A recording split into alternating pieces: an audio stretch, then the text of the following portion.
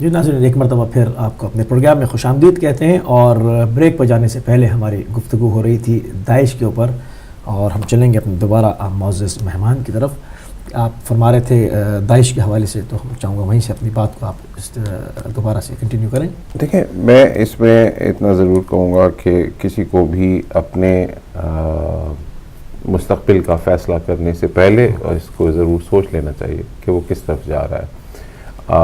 اسلام امن کا مذہب ہے، محبت کا مذہب ہے. اس نے پوری دنیا میں اپنا اثر، اپنے آپ کو وسیع کیا. جنگوں سے نہیں پھیلا، یہ محبت اور امن سے پھیلا.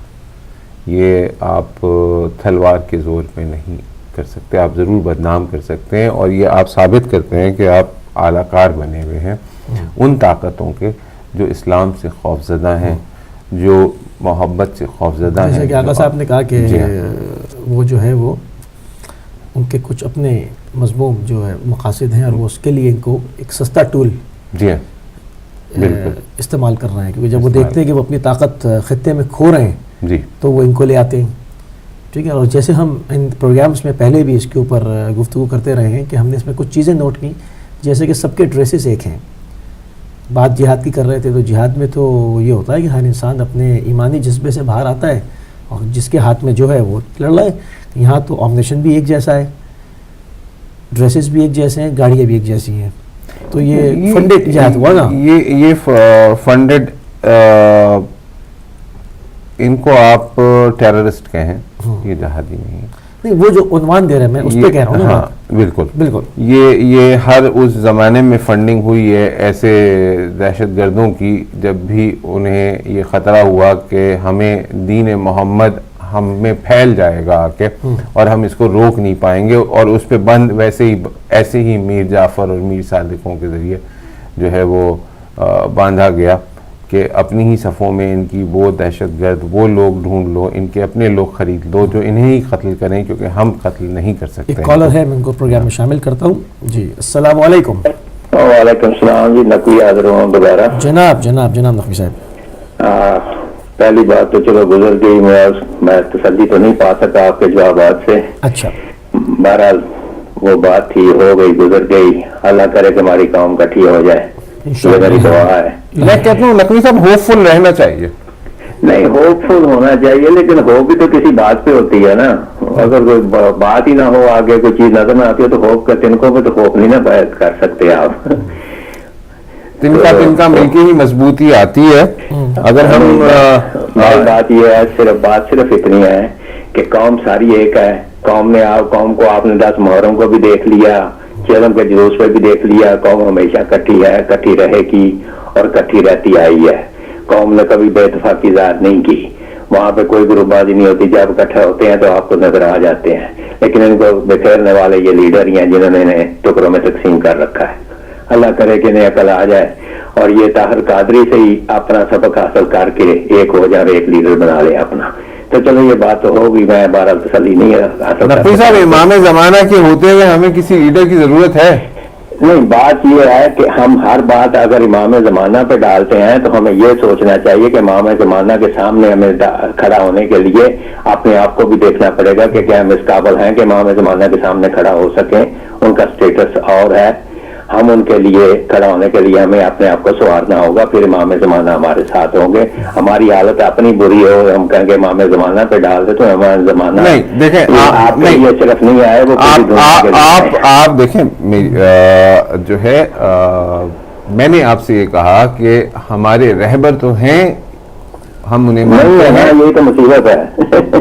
نہیں، ان کا نقوی صاحب کو کہنے کا مقصد یہ ہے کہ وہ موجودہ سچویشن پاکستان کی جو گراؤنڈ ریئلٹیز اس کے اوپر بات یہ کرنا چاہ رہے ہیں کہ آیا چونکہ ہم جنازے اٹھا کے تھک گئے، روز اٹھا رہے ہیں. ٹھیک ہے، بلکہ یہ نہ کہوں عباس کمیلی کے بیٹے اگر شہید ہوئے ہیں، اب عباس کمیلی کے بیٹے شہید ہوئے ہیں.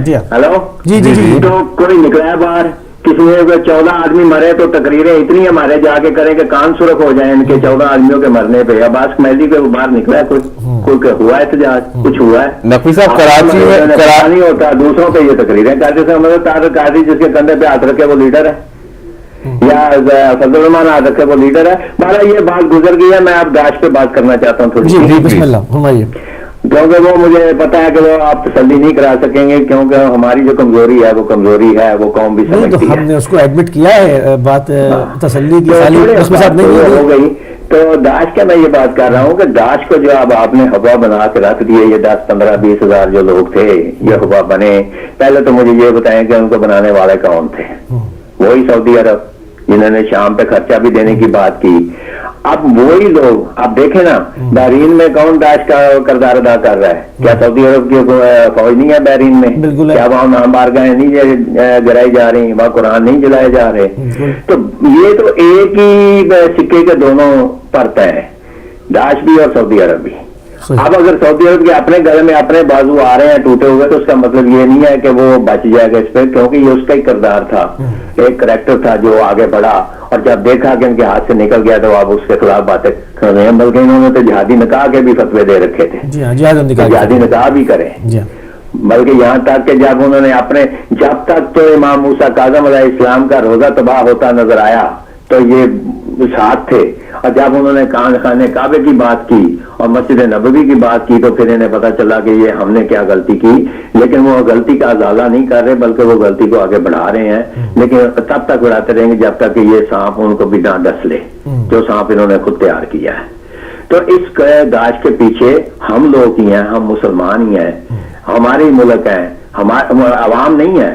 یہ ملک کے وہ گورنمنٹ حکومتی پہلو ہیں جو اپنی دولت, اپنے نشے, اپنے محل بچانے کے لیے ان کو سہارا بنانے کی کوشش کر رہے ہیں. لیکن یہ کسی کے بھی نہیں ہوتے. جو کرائے کے قاتل ہوتے ہیں وہ کسی کے نہیں ہوتے. انہیں تو دولت چاہیے, چاہے کوئی بھی دے دے. ان کا نہ کوئی مذہب ہوتا ہے, نہ ان کا کوئی دین ہوتا ہے, نہ ان کا ایمان ہوتا ہے. ان کا ایمان, دین, مذہب صرف دولت ہوتی ہے. اور یہ دولت کے سر پہ انہوں نے یہ کرائے کے قاتل تیار کیے تھے. اب یہ قاتل دولت ڈھونڈتے پھرتے ہیں, جہاں سے انہیں دولت ملے گی وہ اس کا ساتھ دے دیں گے, جہاں سے دولت نہیں ملے گی وہ اس کے خلاف ہو جائیں گے. تو میں یہ سمجھتا ہوں کہ یہ داعش بذات خود کوئی اپنی حیثیت نہیں رکھتی تھی, لیکن اب اس کی حیثیت بنائی جا رہی ہے اور بنا دی گئی ہے انہی مسلمان حکومتوں کی وجہ سے, جنہوں نے اپنی دولت بچانے کے لیے ان کو ایک سہارا لیا تھا. اسی طریقے سے پاکستان میں بھی آپ دیکھ رہے ہیں کہ پاکستان میں بھی یہی پوزیشن ہے کہ جن لوگوں, طالبان کے سر پہ حکومت آئی تھی, طالبان کے سر پہ حکومت نے جیتا, کیونکہ ووٹ کی تو قدر و قیمت آپ نے دوسرے دن کوڑے کے ڈھیروں پہ دیکھ لی, گٹروں پہ گرے ہوئے ووٹوں کی پرچیوں کو آپ نے دیکھ لیا. عوام کی طاقت وہاں پہ ختم تھی. تو یہ ان کے سر پہ آئے تھے. اب جب ان کے سر پہ آئے تو احسان کا بدلہ احسان تو ہوتا ہے, تو انہوں نے اب مانگا اپنا احسان, تو اب انہوں کو دینا بھی ہے اور دے بھی رہے ہیں. اور جس طریقے سے ٹارگٹ کلنگ ہو رہی ہے وہ یہی ان کا مطالبہ تھا کہ شیعوں کو مارو. اب وہ مار رہے ہیں, ان کی کوئی سن نہیں رہا, نہ حکومتیں سن رہی ہیں, نہ عدالتیں سن رہی ہیں. تو یہ تو احسان کا بدلہ احسان اتارا جا رہا ہے. تو وہ نقوی صاحب 1500 قیدی کا جیل سے فرار ہونا پشاور میں وہ پہلا تحفہ تھا, پہلی سیلیبریشن. آج اگر عمران خان کی بات آپ کر رہے ہیں تو یہ وہی ہے نا جو طالبان کی حمایت میں بڑے بڑے باتیں کر رہا تھا, مذاکرات کر رہا تھا. ہیلو, جی جی جی بالکل بالکل, جو مذاکرات کر رہا تھا, آج کس منہ سے ہم اس کی حمایت میں جا رہے ہیں, کس منہ سے بات کر رہے ہیں؟ ماضی کو دیکھیں, ماضی کی باتیں سنیں. حالات تو بدلتے رہتے ہیں لیکن ذہنیت تو نہیں بدلتی, ذہن تو وہی رہتا ہے, ذہن تو وہی ہے, فکر تو وہی ہے, تھنک ٹینک تو وہی ہے. لیکن حالات بدلنے کے ساتھ تو انسان نہیں بدلتا. وہ تو حالات وقتی طور پہ آپ کو بدلاتے ہیں, لیکن تھنک ٹینک اگر وہی ہو تو چلتا وہی سلسلہ ہے. تو میں یہ کہوں گا کہ ہماری شیعہ قوم کو, آج میں پھر بھی کہوں گا, چاہے داعش ہو, القاعدہ, یہ کچھ بھی نہیں ہے, یہ ہمارا مقابلہ نہیں کر سکتے. اگر کر سکتے ہوتے تو لبنان میں کیا کر سکے ہیں نصر اللہ کا, کیا بگاڑ سکے ہیں ان کا؟ وہ تو اسرائیل کا بھی منہ موڑ کے رکھ دیا اس نے. تو اسی طریقے سے اگر آپ لوگ آج بھی اکٹھے ہو کر کوئی نصر اللہ پیدا کر لیں تو میرے خیال میں یہ کچھ بھی نہیں کر سکیں گے, یہ ہمارا کچھ نہیں بگاڑ سکیں. بہت شکریہ, بہت شکریہ. ایک اور کالر کو پروگرام میں شامل کرتے ہیں. السلام علیکم. جی وعلیکم السلام. جی سسٹر کہاں سے؟ جی میں لندن سے بول رہی ہوں. جی فرمائیے.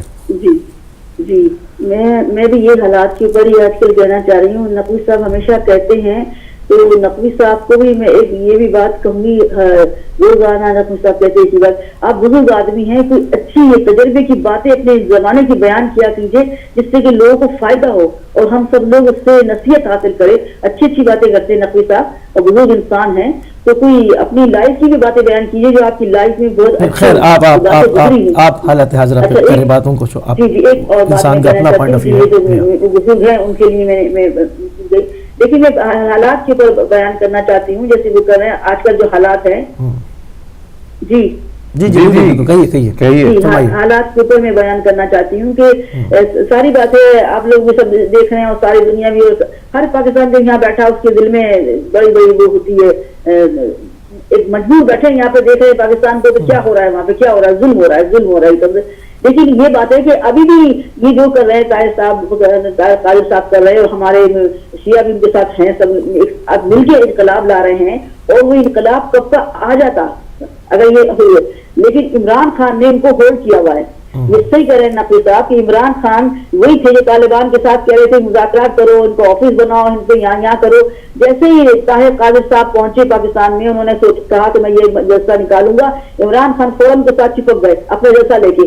اور میں جہاں پر ریڈ کر رہی ہوں، ساری دنیا بھی شاید یہ جانتی ہوگی کہ اب جیسی وہ تقریریں کر رہے ہیں عمران خان، ایسی وہ الیکشن میں کر چکے ہیں تقریریں، اور الیکشن میں انہوں نے جیتا الیکشن، اور حکومت میں ابھی بھی بیٹھے ہیں، وہ یہی حکومت میں نہیں ہے، اور اس لیے وہ چاہتے نہیں کہ حکومت ڈسٹرائے ہو، کیونکہ وہ خود بھی حکومت میں ہے، قوم کی حکومت ہے ان کے پاس. تو یہ چالاکی چل رہی ہے، اور طاہر قادر صاحب کو روکا ہوا ہے انہوں نے قسم سے، ورنہ وہ کب تک جھنجھتے جاتے. طاہر قادر صاحب ان کے ساتھ بہت مجمع ہے، سارا ملک ان کے ساتھ، لیکن عمران خان نے پروپیگنڈا کر کے ان کو روکا ہوا ہے کہ میرے چار وہ کھولو، فلاں یہ کھولو، یہ کرو. اور عمران خان کی یہ ڈیمانڈ بھی نہیں ہے، یہ غریب جو لوگوں کے لیے جو حکومت غضب کر رہی ہے، جو لوگوں کے لیے تو ظلم اٹھا رہی ہے پاکستان کے لوگوں کو، اس وجہ سے حکومت کو ہٹا رہے ہیں. یہ نہیں کہہ رہے ہیں حکومت ہٹے، وہ یہ کہہ رہے ہیں کہ تھوڑے عرصے کے لیے 1 مہینے کے لیے چلے جاؤ اور ہمارے کام حل کر دو. تو طاہر صاحب قادری جن کے ساتھ مسلم لیگ بھی بیٹھے ہوئے، ان کا مقصد یہ نہیں کہ حکومت ہٹے، کیونکہ حکومت بہت ظالم ہے اور دنیا جانتی ہے کہ کتنا بڑا 80 کی لاشیں لیے بیٹھے رہے کوئٹہ میں ہمارے،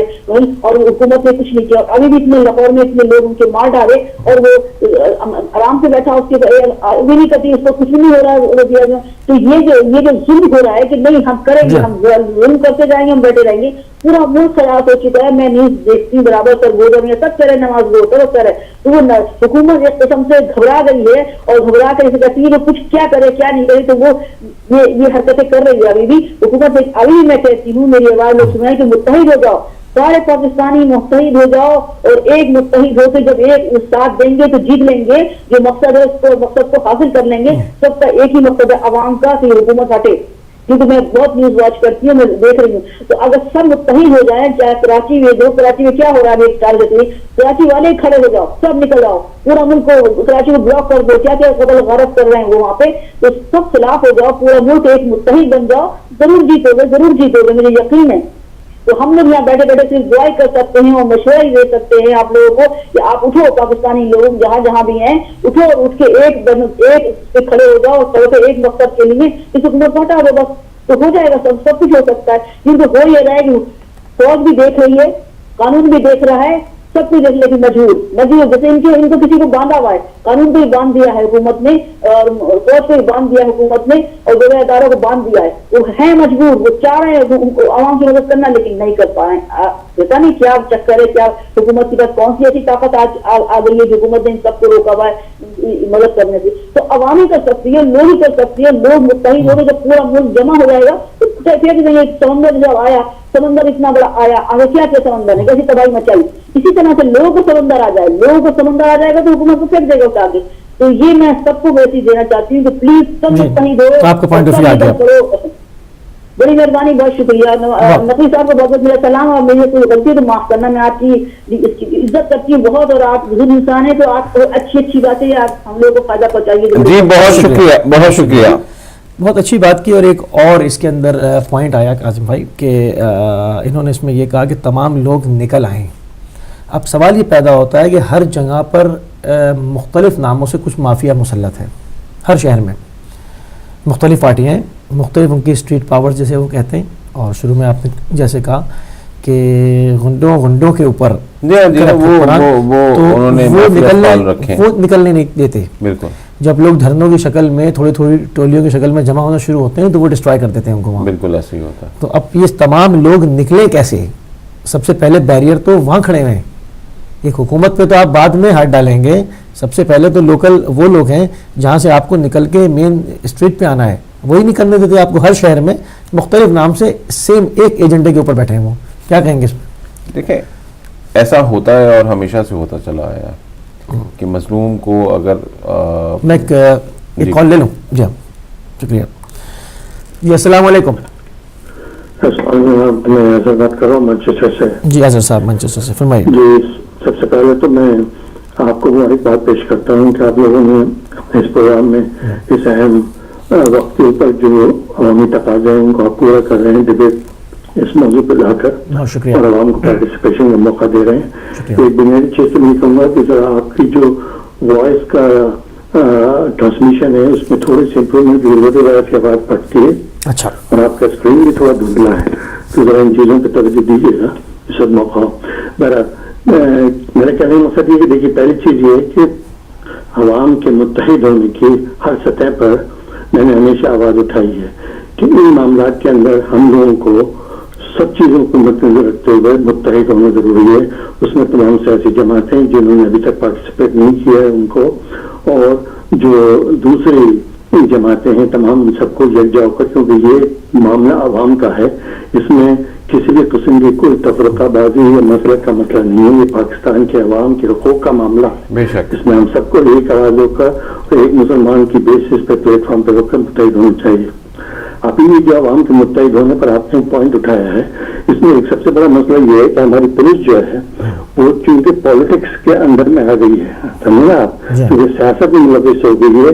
تو یہ ایک جو سب سے بڑا ایلیمنٹ ہے اس کو سب سے پہلے علیحدہ ہونے چاہیے, چاہے وہ کسی بھی صورت سے ہو, چاہے وہ پارلیمنٹ کے تھرو ہو یا کوئی. پولیس کو انڈیپینڈنٹ طور پہ اسٹیبلش ہونا چاہیے اور اپنا کام انڈیپینڈنٹ طور پر قانونی دائرے میں کرنا چاہیے.